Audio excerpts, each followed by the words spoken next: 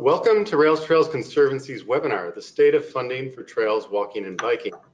I'm Kevin Mills, the Senior Vice President of Policy at Rails to Trails, and I'll be your moderator. And joining me today are Mike Smith, who's the Transportation Alternatives Program Manager in the Office of Economic Development at the Michigan Department of Transportation, and Christopher Lynn, who's the Manager of the Office of Environmental Planning at the Delaware Valley Regional Planning Commission, which serves the Philadelphia-Camden metro area. Mike and Chris represent a state and a region that have strong implementation of the Transportation Alternatives Program and ambitious visions for trails as transformative networks and spines to advance mobility and the economy. Before we turn to our guests, though, I will briefly introduce the finding of Rails to Trails Conservancy's report, spending report, on the Transportation Alternatives Program.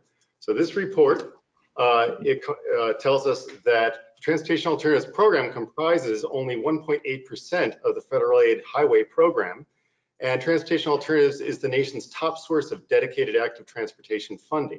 And for more than 25 years, Rails to Trails has gathered data from each state Department of Transportation, the folks like Mike in each state, to document how the states individually and collectively are doing in implementing their share of the Transportation Alternatives Program and its predecessor program that was called Transportation Enhancements. From this data, we document spending patterns of individual states, calculate aggregate national figures, identify trends to improve program implementation, and compile lists of the projects that have been reported. Our findings for 2017 reveal some contrary trends of note. On the positive side, for the first time since 1995, states obligated essentially as much funding as was allocated to them for that fiscal year. It's 99%. Further, nearly all of those funds, 97%, supported trails and other active transportation infrastructure, compared to no more than 2/3 of those funds going to those uses in the prior 2 decades. Despite these indicators of strong supply of funding, the Federal Highway Administration found in their most recent survey that not even half of the transportation alternative project applications were approved. That was leaving more than 2,500 trail, walking, and biking projects on the table. Tremendous demand for active transportation is outstripping efforts to spend and concentrate available funds. At the same time, negative trends are also evident. In the wake of policy changes in the 2012 law that was called MAP 21, that made it easier for states to transfer funds out of the program. Transportation Alternatives since then has lost $635 million to transfers in just 5 years, as compared to $192 million over the previous 2 decades. Rails Trails believe that such funding losses, layered on top of funding reductions in MAP 21, followed by stagnant funding levels in the 2015 law called the FAST Act, represent critical lost opportunities to meet all that burgeoning demand for safe places to walk and bike. So to meet the need for safe and convenient walking and bicycling routes, Rails Trails Conservancy seeks to engage the next Congress around a visionary approach to transportation that includes increased investment in the transportation alternatives and recreational trails programs, while changing policy to secure those dedicated funds for their intended purpose, to provide a baseline of opportunity for every state in the country to invest in active transportation. And it also calls for supplementing these core programs with new opportunities for focused investment in completing trail and active transportation networks. Communities that are ready to fill strategic gaps to connect pedestrians and bicyclists to key destinations such as transit, services, jobs, schools, and shops will achieve huge returns on investment. Let's start with an introductory question. This will be for both Mike and Chris. So what has been the impact of the Transportation Alternatives Program in your state or region? How does it help your state or region facilitate their goals? Chris, would you like to go first? Sure, yeah, I'd be happy to. Kevin, the Transportation Alternatives Program and its previous predecessors have been our first dedicated source of funding for biking and walking, as well as trails. Therefore, the TAP program has been elemental in allowing our cities, our counties, our local governments, and by extension our region, to not only begin building trails, obviously, but perhaps more importantly, to begin planning and thinking about the long-term future of our region's first high-quality, long-distance, and ultimately interconnected system of multi-use trails. It provided that bedrock of consistency to begin the long-term planning.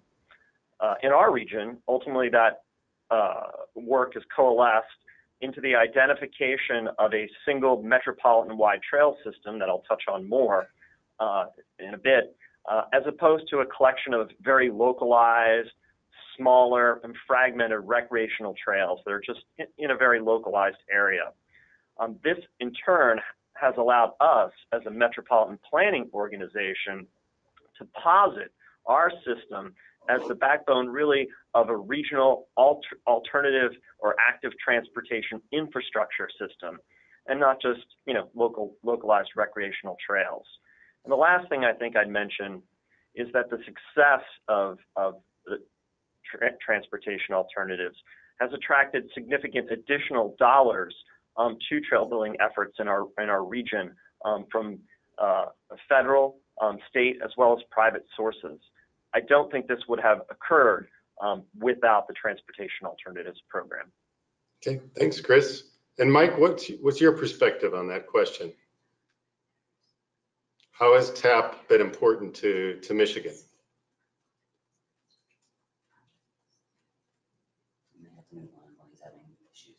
Okay. Yeah, so Mike is having some technical issues in hearing me. I think what we'll do is he works those out is well, let's turn to Chris with some other questions. So I can hear you now, Kevin. Okay, you can, Mike? Okay, we were going to start. Yes. Well, now that you can hear us, we'll let you jump in with your thoughts on how transportation alternatives has been important to Michigan.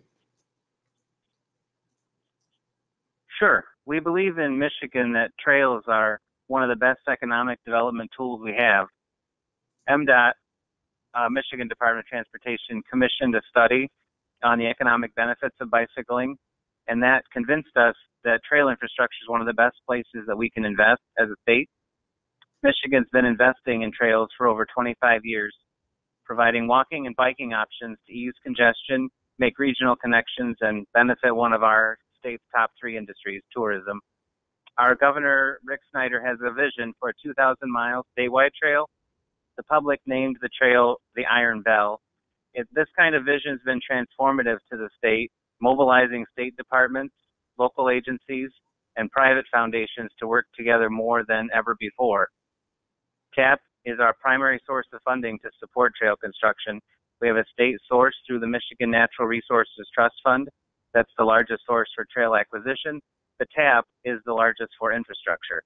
Together, these funds typically leverage an equal amount in local and private funds, doubling the value. Okay, thank you.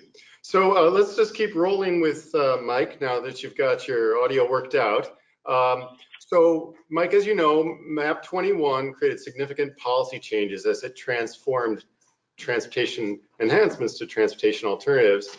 And while most states waited quite a while for federal guidance on how to pursue those changes, Michigan was the first state to issue a request for proposals within just a few months. Why did Michigan fast track implementation of transportation alternatives at that time? We had 2 things going for us. MDOT maintains a pipeline of future projects because of how we manage our grants, and we had a new software system designed to be nimble that was just about ready to roll out for the first time. And so the new configurable software, it was being made to manage many types of applications and grants, and it would cover everything from the application stage to grant award to reporting, and it would connect to our other state programs. So it was our brand new, shiny thing. It was scheduled to go live in October 2012. It was the first grant type to be operational, and it was going to be the Transportation Enhancement Program. Since Congress ended the T program and announced the new TAP program to start in October that year, we had from July to October to make those last-minute changes in our new software. We changed everything over from T to TAP and went live in October, right with the new spending bill. Great. So Michigan DOT wasn't just quick, but you took some creative steps to ensure that the revamped program would run effectively and efficiently. So what were some of the best practices that you used that other states might learn from? There's three things that I'll point out. About 10 years ago, we created a new role called a grant coordinator role in each region. These are MDOT employees that meet with potential grantees and help guide them towards state and federal grant programs that will best meet their needs. The grant coordinator stays with an applicant, advising them how to complete a competitive application, understand the grant terms ahead of time, and then keep their project on schedule. We accept applications year-round for any future year, making grant commitments after applications have been thoroughly vetted by our technical review process. So technical reviews is our second thing. This process uses internal and external experts to help the applicant ensure their project can meet state standards, and it helps us select the most likely fiscal year for the project to be ready for construction. So that means we're guessing more accurately on line that I mentioned before, a conditional commitment, and that's our third item here. So grant coordinators, technical reviews, and conditional commitments. And that type of commitment helps us fund a construction in a future fiscal year because the state's making a commitment ahead of the grant award. The conditions are that the applicant has to get the right of way and get the design done and raise match money, and then our grant will be in construction. So we have commitments right now out to the year 2021. This gives the grantee time to use that commitment to leverage other funding and deal with design issues that may arise, and it gives us time to move that grant award to another year if needed. Great. So you had mentioned the Iron Bell Trail in your first remarks. The governor's audacious plan. It's got separate walking and biking routes altogether, as I understand it, over 2,000 miles spanning from the city of Detroit to the western end of the Upper Peninsula at the Wisconsin border. Why did the governor go out on a limb with that plan? The Iron Bell is Michigan's showcase trail. It touches hundreds of municipalities and crosses 48 counties in our state. It's 68% complete now, and again, it'll be 2,000 miles from Ironwood in the far western tip of the Upper Peninsula, and then back all the way down to southeast Michigan and Detroit, which is where Belle Isle is. His main thinking for it, and ours as a state, is that it's part of the state's overall economic recovery. It's important for our hiking and bicycle tourism because tourism is one of our top three industries. It offers mobility for all people because we do the all users type of construction. And then for the regional connections and access to natural resources that benefit everyone. Mm-hmm. I did think it's interesting that you work in an economic development arm of the Department of Transportation. So it's clear that the state has woven that thought that transportation alternatives is about economic development right into the structure of how you work. Yes, absolutely. We believe it's one of the best investments we can make. Great. And I apologize, I don't think I caught the question. No. I was just commenting on how you're part of an economic development section of the agency, and I think that's interesting and instructive about how important this is to the future of the state and how it's thought about at the political level.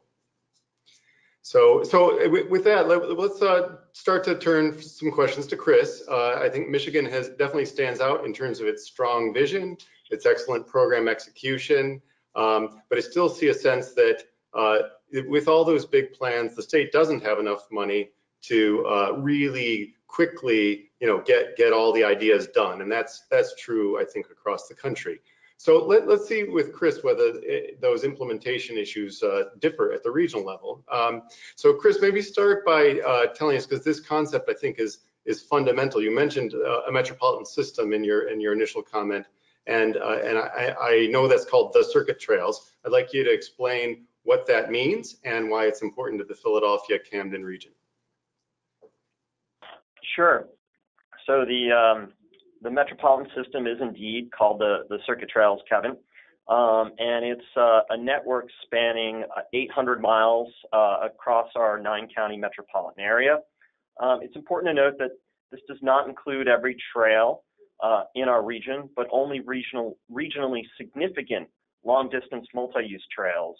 I like to think of that the circuit is to all trails and bike facilities in our region as the interstate highway system is to all surface streets. The system is it's ambitious. It's still a vision. About 325 miles of that 800 network are complete. 75 are in various stages of progress, from design and engineering to under construction.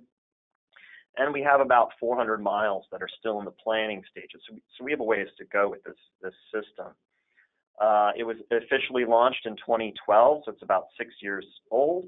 And at the same time, we created a consortium of hundreds of nonprofits and local government partners to support the development of the circuit trails. It was also incorporated into our Metropolitan Planning Organization's long-range plan shortly after its launch. It's really, I think, a significant thing because, again, prior to its establishment, trails, even some of our long-distance ones, were often localized projects. But this initiative has brought together hundreds of partners, and they've all committed to the idea that they're all working on the same single trail system, the same piece of regional infrastructure. And furthermore, thanks to the work of our partners, the circuit trails have achieved, an identity among not only the inside players, but also among the general public through sustained advertising and marketing of the system. And this has really built up a lot of visibility and support for the effort. So I feel like as time goes on, the whole circuit concept in creating this single regional network has really been key to encourage, sort of motivating decision makers to want to latch on to the success of the system and all it has to offer. Many of the points that Mike said with tourism and economic development and alternative transportation modes. Yeah. So Chris, that's very inspiring vision. I think the question I'd like to go to from that is how you pay for all of that. And let's start with the Transportation Alternatives Program. Has that been part of the strategy? And how do you maximize what you get done with those funds? Yeah, absolutely. Transportation Alternatives has been a bedrock to the funding of the system. And we try to leverage those funds in whatever way possible. I think I would make the point at the outset that because of the nature of the system and being urban trail network, the projects are expensive, and the demand for funds far outstrips the amount of money available through the Transportation Alternatives Program. But what we do try to do is leverage those funds in any way possible. One of the big ways we do it, similar to what Mike was saying, we have been fortunate to have been awarded funds from a foundation called the William Penn Foundation, where we can essentially create a pipeline of trail projects. And we award funding to those projects. First, we vet them, and then we award funding for design and engineering to those projects. So we create a pipeline of projects that have worked through the federal design process, the state project development process, worked through right-of-way and other issues. So they're essentially ready-to-go projects when it comes time for a competitive TAP round. It therefore makes them ideal TAP candidates, and they tend to rise to the top of the competitive process because project readiness and the ability to deliver a project is so important to the TAP program.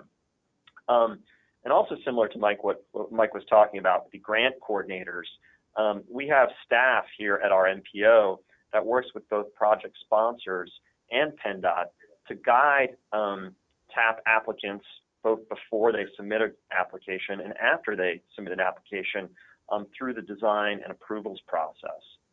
And these staff members are fully dedicated to TAP-style projects. So their attention is never pulled away by competing priorities like like really large highway or bridge projects that might otherwise be the main focus of a DOT staffer. And finally, a quick point, the knowledge we've obtained of the inner workings of the project development process and the approvals process helps us to better vet projects before we enter them into the pipeline, whether that's for TAP or a different funding source. Great. So there's a federal program that was created out of the economic recovery in 2009 called TIGER, and recently renamed BUILD. But I always think that the odds of securing a TIGER grant from the U.S. Department of Transportation may be longer than getting a seat at Harvard, and yet the circuit has 3 times received TIGER funding. What do you attribute your success in that endeavor to? Yeah, it's a good point, Kevin. I mean, lightning can always strike once, but it doesn't often strike you 2 and 3 times. So we have been blessed to receive those TIGER grants. I would say that the regional cooperation and collaboration and regional partners coming together to build a single piece of really regional infrastructure appeals to the competitive TIGER program. You have multi-county, multi-state partnerships in our application. And again, we're trying to build this metropolitan system, this piece of infrastructure that is going to be the backbone of active transportation. Also, it's a testament to the dedication, passion, vision, and talents of the people who have put those TIGER applications together, and the details and visions of their individual projects and how they fit into the wider network. And that's helped us win about $32 million specifically for circuit projects with grant awards in 2011, 2016, and 2018. Mm-hmm. So just last question, you've been creative about looking for various funding sources, recognizing that the core sources alone aren't enough for your ambitions. Maybe you could just quickly tell us some of those other sources you've looked to. Sure. As I said, TAP and its success allowed us to access additional funding and motivated additional funders to want to contribute to our efforts. In addition to TIGER, other notable sources include approximately $15 million of the Pennsylvania Department of Transportation's Multimodal Fund. This is also, a transportation source. It's rather new. It was established in, 2013, 2014. So we've been successful. Again, that's $15 million just for circuit trails, $11 million from our Pennsylvania Department of Natural Resources and Conservation and Recreation, $25 million from the William Penn Foundation I mentioned earlier. And we've also secured a lot of funding through other federal sources, for example, CMAQ, as well as other flavors of federal transportation funding. Without going into the details, just to give listeners a sense of the scope, our region, by my calculations that I've tried to cobble together, it's hard to piece these figures, but we spent approximately $180 million specifically on circuit trails in the past decade. TAP has only accounted for about $18 million of that figure. So, that means 90% of our funding has come from other sources. And we also, we have about $120 million programmed on our transportation improvement program going forward. And we think that to complete the vision by 2040, we'll need approximately $25 million each and every year for the next 21 years to build out the circuit network. So we really do, just to complete the circuit vision, there's a big demand for funding there. Yeah, that's what I'm hearing. You've been very creative and effective in using various sources of funding, but still the circuit will take decades to build out. That strong network vision has reoriented you to kind of fulfilling that strong demand for safe and connected walking and biking routes, and that doing that has helped you grow what's going on in the region, but it's also revealed perhaps limitations of current funding in my view. So let me just recap a little bit here before we turn to audience questions.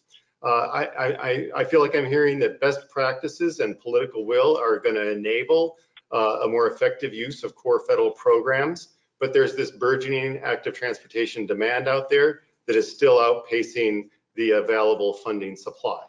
The next Congress should probably be motivated to address transportation, and I think could enjoy greater success if they had enough vision to focus on meeting 21st century needs and striking a better balance between the transportation modes, including a growing role for trails and active transportation.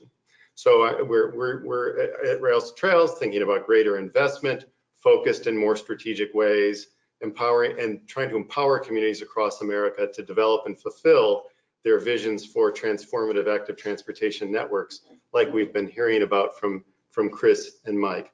So, we do think there are policies that could be improved to acknowledge and help meet these demands. So what Rails Trails is looking for going forward is to work with states and regions to spread these best practices, like we've heard from Mike and Chris, and how you implement the Transportation Alternatives Program. We also want to engage federal decision makers to safeguard the Transportation Alternatives Program, invest more in active transportation and recreational trails, and establish policies that will encourage this focused investment in high return on investment trail and active transportation networks, like Chris just told us about. So with that, we're going to now take questions from the audience. Audience members should know that your questions can be submitted via the chat box on your screen. And so, what I'm going to do is I'm going to start with the question of how can these funds be used to assist local entities with major rehabilitation projects such as bridge replacements. You've talked about, Chris, for instance, and Mike, with the Iron Bell and with the circuit, these very large networks and these great resource needs around that. But what if there's a single project that itself has a pretty high resource demand? Do you have ideas about how to creatively use TAP or other sources to get those kinds of projects done? Sure, I'll jump in here, Kevin. We frequently use TAP projects to contribute to bridge, and when I say bridges, these are bridges as part of trail networks, of course. And I assume the viewer might be alluding to the fact that bridge projects can be very costly, and there's a limit to any single one TAP award. So clearly, you need to leverage other sources with your TAP dollars. If you have a $3 or a $5 million bridge project, TAP is only going to be one piece of the puzzle. So you do have to identify other high dollar funding pots, which I assume can be challenging in certain regions, but I think that would be the first way to think about it. We've certainly had success with that. We've also had success with, starting up trail projects, then you realize how expensive the bridge is. You bring in other funding sources first, and sometimes you can use, a large TAP grant to close the gap and bring in that last piece of funding to complete that bridge and make the project a success. But it depends upon the cost of your project. If it's within the reach of a single TAP grant, I mean that's great. It's a good use of those funds, and bridges are very important to systems and trail networks. So one piece at a time. Mm-hmm. Mike, do you have anything to add on that question? Yeah, Kevin, it's true the bridges and the crossings are the most expensive parts of the trail infrastructure, and we find in Michigan, at least, since we've been working on trails as a state for a quarter century, all the easy stuff has been built. With just paving rail and just running straight down beside the road or whatever, those kind of projects are done. What TAP is getting asked to pay for now, over and over, are the big expensive crossings that are left. And so we can't afford it, and like Chris said, they can be very cost prohibitive. We use, because we do that commitment out several years, it gives our grantees time to raise the match for the grant, and they actually use the grant itself as the leverage for those other match funds. So we have numerous private foundations in the state that are willing to not only contribute to construction, but even to maintenance funds in the future. if they're not the first funding source. Nobody wants to be first. And so we use our conditional commitment process to be that first granting source. Mm-hmm. Great. So the next question is, do you have a sense of why states are letting transportation alternatives dollars lapse? And I'm the one who raised that was a dynamic happening, and I'll be glad to also jump in on this question. But first, let me see if either of you have a perspective on that you'd be willing to share. I would first say that, you know, programming transportation funds is a complex effort, and one of the biggest challenges that we find in the two states in which we work, which includes both New Jersey and Pennsylvania, is that once we've alluded to this, Mike and I both, in our comments, but that once a project is awarded, it has a relatively short time frame to work through engineering, design, and the approvals and permitting process. Make sure its right of way is fully secured, and it has to clear all those hurdles before it can be obligated. And often these projects are complex, and sometimes they don't move through that process as quickly as we would like to, and therefore they can't move to obligation. And because they fall behind schedule, the states can't obligate those TAP funds. We try to pre-vet the projects before awarding them, and I feel like we're getting better and better at that. But there's still projects that unknown obstacles emerge. You can't know everything in advance, and some projects do fall behind schedule. But we do try to award an amount of projects, equal to the amount of obligation authority that we'll have in the region. Okay. Mike, do you have anything to add on this question? It sounds like a similar story to us. We hear grantees tell us time and time again, oh, we need another year, we need another half year. We need to deal with this right-of-way issue or that easement. It's a very common story, and trails are among the most difficult of public infrastructure to build, although they're also some of the most beneficial. And so we just plan for the time frame here, and I don't know if all states are set up that way to even be able to do that. But because we plan our grants when we're making them now for several years out, that's why we're helping to hedge our bets that all the issues can be resolved in time for the fiscal year that we need to obligate those funds in. Right, and of course, my understanding is Michigan has not lapsed funds this year or any other year that I can recall. So I guess right. That's where I would jump in, is that it's a minority of states that have resorted to lapsing transportation alternatives funds. The ones that are doing better are using some of the best practices for implementing the program, like the ones that Chris and Mike have shared. They're creating a pipeline of projects and being attentive to how well the projects go through that pipeline over time. And really, frankly, I think it reflects the degree of political will and priority that the program is given within the implementing agencies and within the executive branch overall of those states. And so as the advocacy group person at the table, I can say a little more about that perspective on that I think comes into the calculus. And so we have definitely seen states like Michigan, like Pennsylvania, doing really well with implementing this program, not being as subject to these concerns because they're really thinking about how to move the program forward. All right, with that, Chris, there's a question for you. You had mentioned accessing what you call CMAQ funds, Congestion Mitigation and Air Quality Program funds. How do you go about doing that? Sure. Well, the CMAQ funds are awarded in our region through multiple processes. We have a competitive CMAQ program, and then other versions of our other pieces of our CMAQ funding is awarded through our various transportation improvement program technical committees. So, our region and our partners and our counties and cities do assemble and get together and try to figure out what the priorities are.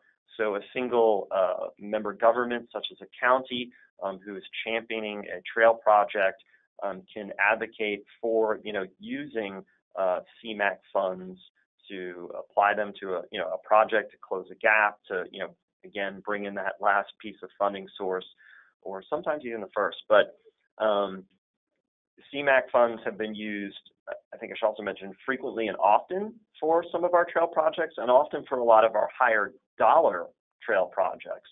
So it really is a political process, and there needs to be that, political will, that political pressure.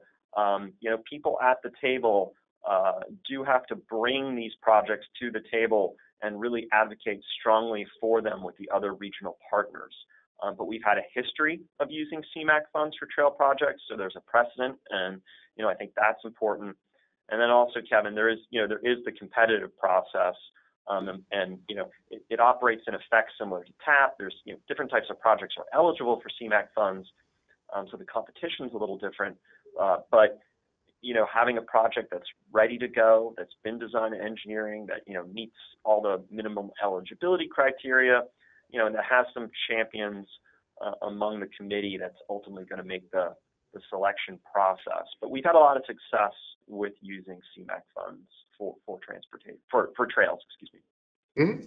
So we have a question here, thank you for that, about current state or regional efforts to identify and prioritize trail projects to maximize the available funds. In other words, I think what they're saying is, how, what do states and regions do to make sure that that these projects are identified, put into the mix of what's going to get done, so that so what are great examples of that, so that so essentially you're moving that pipeline forward. I can take that. Mm-hmm. In Michigan, we have at least two things that come to my mind right away that help us toward that goal of getting the right projects in the right year, which is what I think you're talking about. In each region of the state, we have a non-motorized committee. MDOT hosts it, but we also work with our MPO partners, and then all the local agencies of the region are invited to like quarterly or maybe every 3 times a year meetings, and that helps us build the overall master plan for the non-motorized network in that region, keeping track of what the regional spines should be, where the main trail pieces should be, and then we try to advocate or educate them that the federal funds like TAP should be used on the spine. They should be used on the main parts, and we're not going to be able to afford to use that fund for everything in the system, but the smaller pieces might do better with other funds. Then the second thing, besides having the plan, and then you sort of have a good stakeholder engagement already going for years, you see ahead of time, then when we do figure out how much money we have each year, and we look at all the body of projects, our grant coordinators are helping those local agencies plan which projects to apply for, what fiscal year to look at. I mean, we're integral through the whole process and holding their hand more or less, and trying to make sure that it makes sense to them, and they can produce the right kind of project in the right fiscal year so it can get obligated and built on time. So we sometimes have a good project, but it just has a lot of things. So our constructability reviews will show, maybe they think it'll be a couple of years, but if we think it'll be 3 years, then that's when we're going to have to offer them the grant formula when we think it's really going to be ready. If it happens to be ready sooner, great. We always have projects that get delayed, so we'll move it up, but we try to work with them really closely to get that timing as close to accurate as we can ahead of time. Mm-hmm. Well, one example that comes to my mind for another state, thanks Mike, is that in Florida, they detail a 5-year program of trails that they're committed to build, and they stick with that. And when it was really tested was when there was a reduction in federal funds, and they backfilled with state funds to make sure they could stay on target and meet that those 5-year commitments that they've made. So that's the one that comes to my mind. Chris, do you have other examples here? Yeah, sure. Prioritizing projects is it's an important and kind of a full-time job. Similar to Mike, we try to look at all projects and vet them for constructability, I think is the word. And that's an important way to sort of line projects up and order the pipeline. So ones that are, going to be ready this year or next fiscal year, we program them for grant funds accordingly. Ones that are going to, need 3 or 4, 5, or even more years to work through the process, we help sponsors understand what they need to go through, and that they'll get funded, but they're not quite ready for funding yet. So I think that's something that flavors all of our prioritization.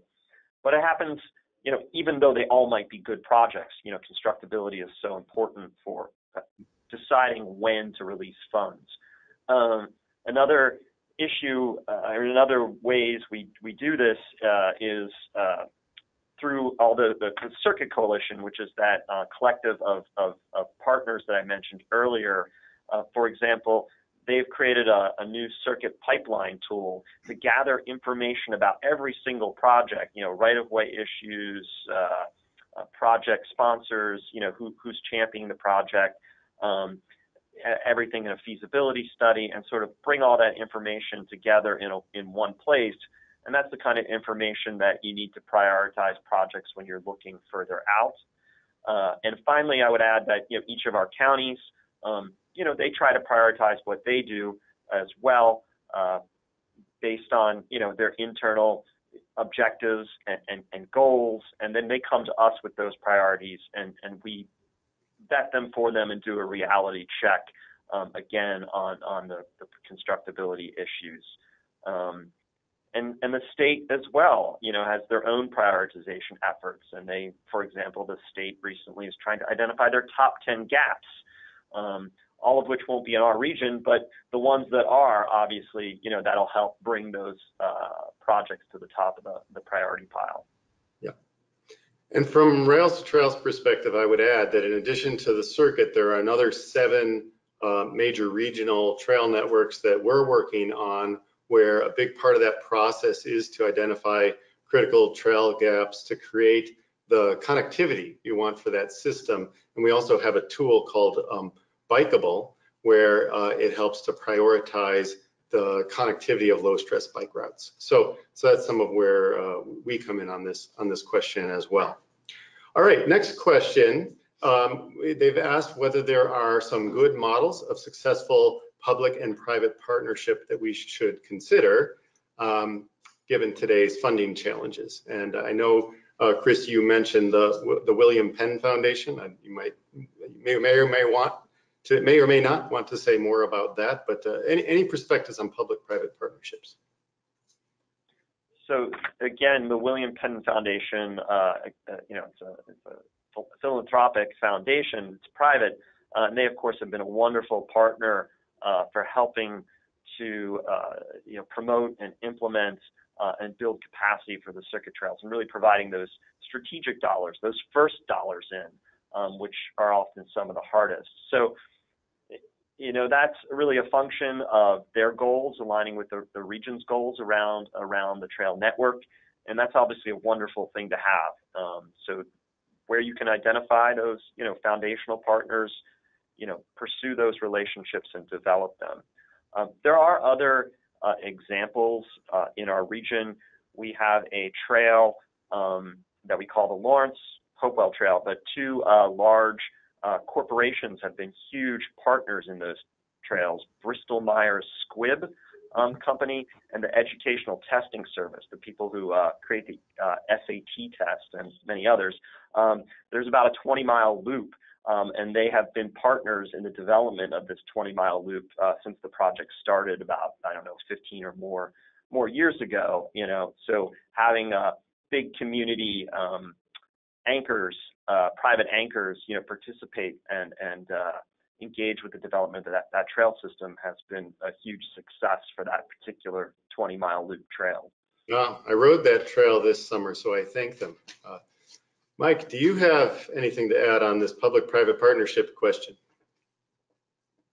That's certainly an excellent way to think about funding public infrastructure, and it's starting to we've had it in Michigan for a long time, but it's really starting to explode, I guess. This idea, we're looking at it for lots of types of infrastructure in Michigan, but specifically for trails, There are some like the Meyer Foundation and the R.C. Wilson Foundation. There are also some individuals that are donating substantial sums to the state system. And we're finding there is a genuine, strong grassroots effort among the population to have these kinds of projects. And they certainly are necessary and valuable partners. Mm-hmm. And I will, from my experience, add another example, which is the Underline in Miami had observed the strong development effect of developing this trail underneath the light rail line, and essentially identified development fees that could be levied over a period of years to help support the project. And so that's an example of where it gets into the private sector and real estate development. And we also know from our work an example of another foundation down in the Brownsville, Texas, Cameron County area. The Legacy Foundation has been very supportive of a network down there in a similar spirit of what we've seen from William Penn. And so that's good to see. All right, the next question I see is about efficient transportation. I take this to really be about multimodal transportation. How does active transportation work with other modes like transit or driving to create an overall mobility system for a region or for a state? How do they work together? Are they compatible? Are they in competition? How do we think about the multiple ways of getting around? Sure. I'll jump in first. So one of our goals is, our MPO through our long-range plan is to create a, comprehensive, multimodal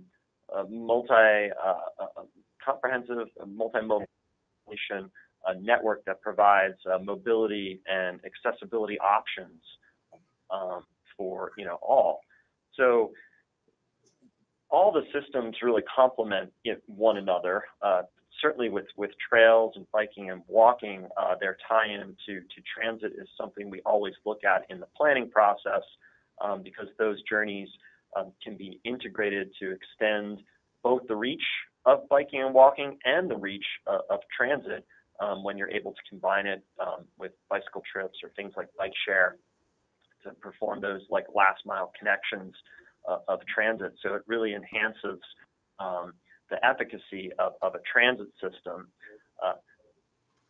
Most automobile or highway trips, we want to make sure that the system and the road network, when we're getting away from trails, up to the best of its ability, can accommodate all users. Of course, the term there is complete streets, but that those streets can accommodate not just highway traffic, but also pedestrians and bicyclists, so all the modes can work together. It's particularly important, in more urbanized settings, and it's a real focus of our design efforts, and planning as we move forward. Great. Mike, any examples in Michigan of the modes complementing one another? I didn't catch that, but if I could, I'd like to add on. Modes working together and complementing each other. Yes, I did hear what Chris said, and there's two things that came to my mind for Michigan. We prioritize funding in the first place when there's multimodal connections, so that's something that makes that project more competitive than others, because those are excellent opportunities to leverage. And we're focused on, I think I heard him say the last mile, and we use that phrase too, first and last mile here, where the bus and the train system and the other types of transit, they can get you pretty close, but it's that very last connection, either to get to your job or to get home, that is the gap. And so putting bike racks on the buses, putting bike racks outside the buildings, making sure that we're thinking about all the use.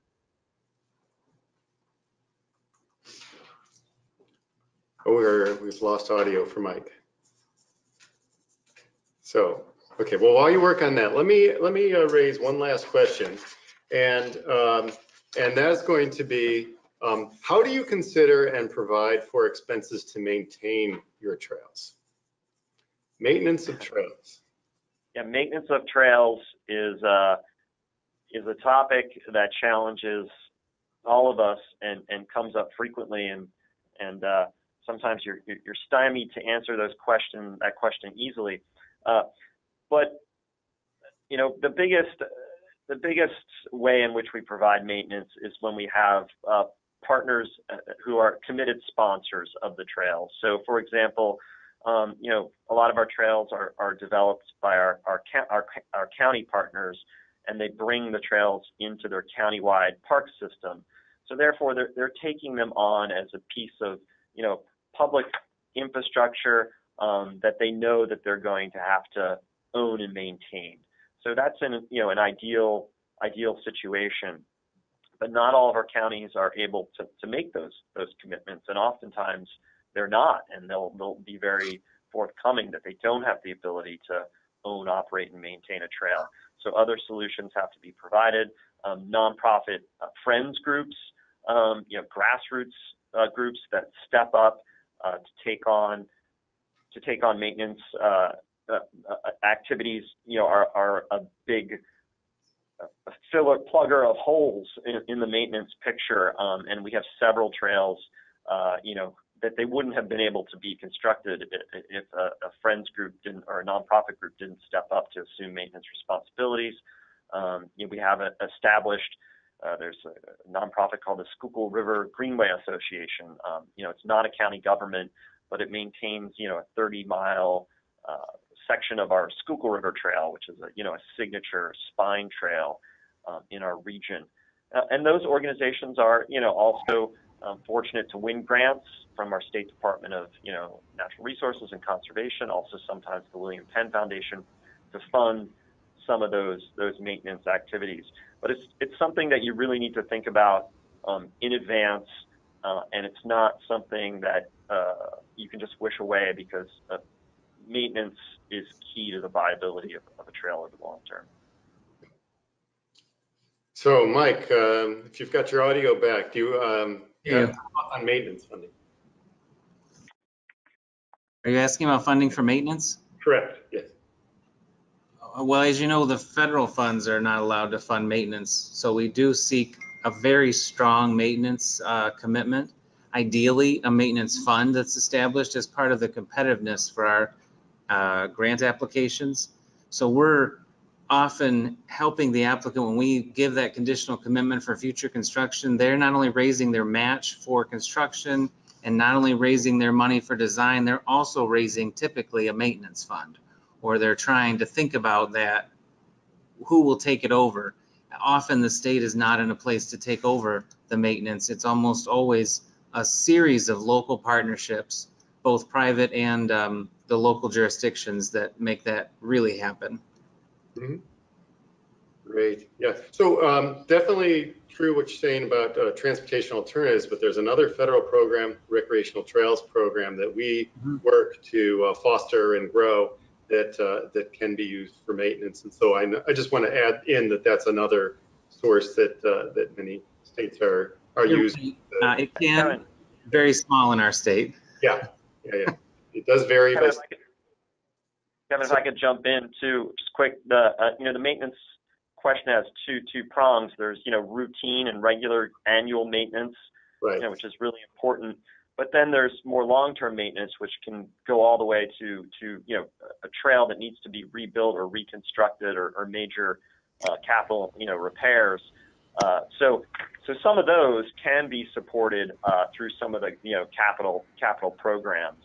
And we have made grants for that kind of activity, because we see, once a trail is beyond repair, it's basically not really functional. So, it's important to rehabilitate it and restore it. We have sort of seen the value of doing that, funding those kind of activities. It's not eligible for every program, but where it is, we think it's a good use of funding.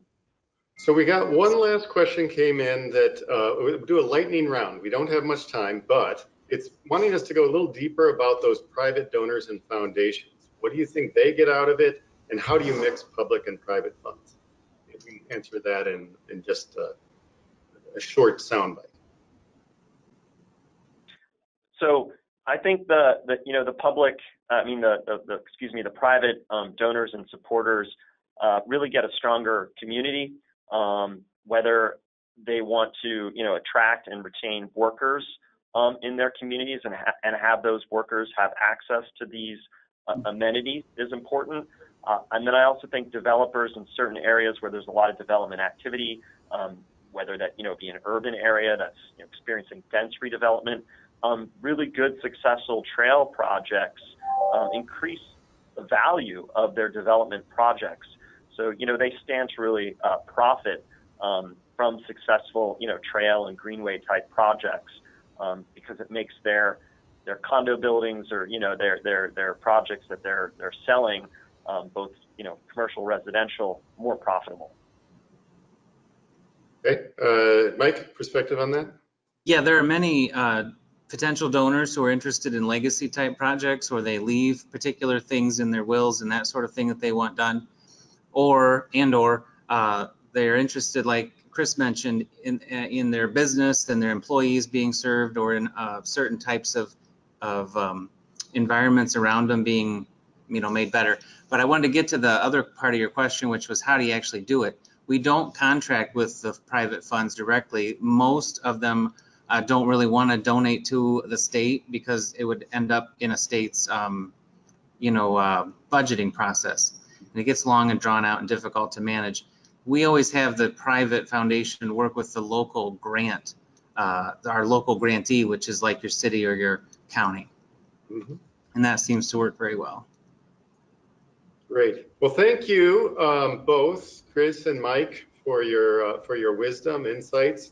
We have to wind up now. I want to thank Leanne and Penn on my staff, our wonderful communications team, and the audience for coming. And I want to just close by saying, if you want to access the spending report, it has state-specific data and searchable project lists, and you can visit www.railstotrails.org/trails transform, and you'll find all sorts of resources related to today's webinar, including a link to the spending report. And there you'll also find case studies of transformative trail projects and the cumulative analysis of trends over 26 years of the Transportation Enhancements and Transportation Alternatives programs. So with that, thank you all for coming, and see you next time.